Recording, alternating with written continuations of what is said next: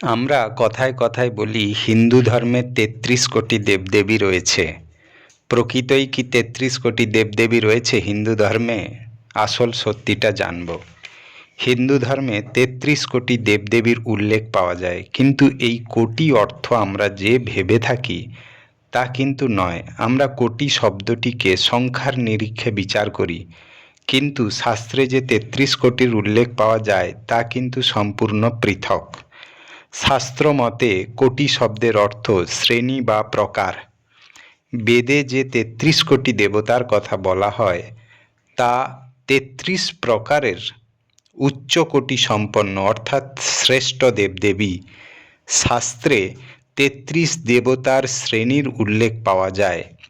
৩৩ কোটি দেবতাদের নাম এবার আমরা জানব। ৩৩ কোটি দেবতাদের শ্রেণীতে রয়েছেন অষ্টবসু, ১১ রুদ্র, ১২ আদিত্য, ইন্দ্র ও প্রজাপতি।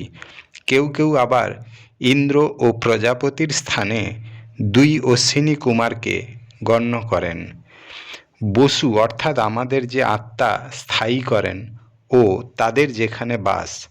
এই অষ্টবসু হল ধরা, জল, অগ্নি, বায়ু, আকাশ, চন্দ্র, সূর্য ও নক্ষত্র। এই অষ্টবসু প্রজার ধারণ ও পালন করে থাকেন। রুদ্র শরীরেরই অব্যয়। শরীর থেকে এক এক করে এই অব্যয় বেরিয়ে যাওয়ার সময় রোদন করিয়া থাকে। মানুষের মৃত্যুর পর তার শরীর থেকে সমস্ত ১১ রুদ্র বেরিয়ে যায়। এই রুদ্র শরীর ত্যাগ করার পর ব্যক্তিকে মৃত বলে ধরা হয়।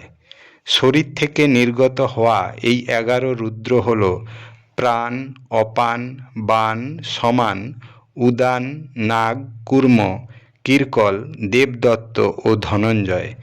প্রথম ৫ রুদ্র প্রাণ ও দ্বিতীয় ৫ রুদ্র উপপ্রাণ। অবশেষে একাদশ রুদ্র হল জীবাত্মা। এই ১১টি রুদ্র শরীর থেকে বেরিয়ে গেলে সেই ব্যক্তির আত্মীয়রা কাঁদতে শুরু করেন, তাই এদের রুদ্র বলা হয়। রুদ্র অর্থাৎ যে কাঁদায়। কাশ্যপ ঋষির দ্বিতীয় স্ত্রী অদিতির ১২ পুত্রই ১২ আদিত্য নামে প্রসিদ্ধ। অদিতির ১২ সন্তানের নাম হল অংশুমান, অর্যমান, ইন্দ্র, ত্বষ্টা, ধাতু, পর্জন্য, পূষা, ভগ, মিত্র, বরুণ, বিবস্বান ও বিষ্ণু। এদের ওপর ভিত্তি করেই বছরের ১২ মাস নিযুক্ত। পুরাণে এদের নামের উল্লেখ পাওয়া যায়, তা হল ধাতা, মিত্র, অজর্মা, শুক্র, বরুণ, অংশ, ভগ, বিবস্বান, পূষা, সবিতা, ত্বষ্টা এবং বিষ্ণু। ৩২তম দেবতা হলেন ইন্দ্র। ইন্দ্র অর্থাৎ বিদ্যুৎ বা শক্তি। আবার ৩৩তম দেবতা হলেন যজ্ঞ অর্থাৎ প্রজাপতি, যার মাধ্যমে আমাদের বায়ু, দৃষ্টি, জল ও শিল্পশাস্ত্র উন্নত হয়। এই ৩৩ ধরনের অব্যয় যাদের আমরা দেবতা জ্ঞানে পুজো করে থাকি। দেবের অর্থ দিব্য জ্ঞানযুক্ত।